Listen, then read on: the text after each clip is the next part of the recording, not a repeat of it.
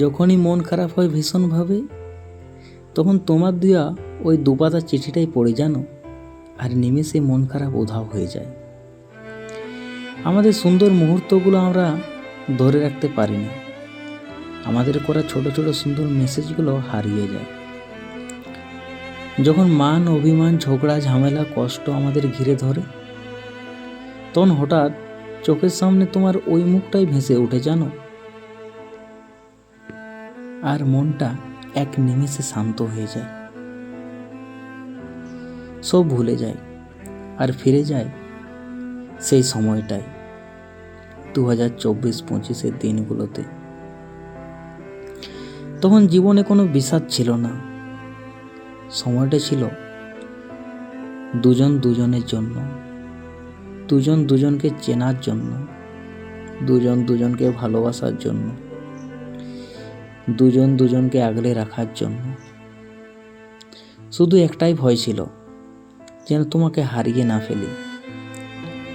আর আজ 2026 এসে দেখলাম জীবনটা পুরোপুরি বিষাদে ডুবে গেছে।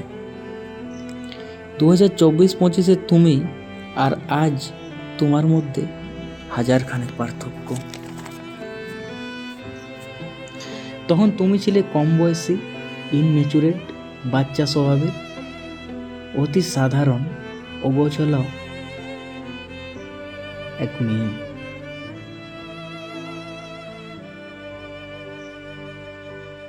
আর আমি সে তোমাকেই ভালোবেসেছিলাম।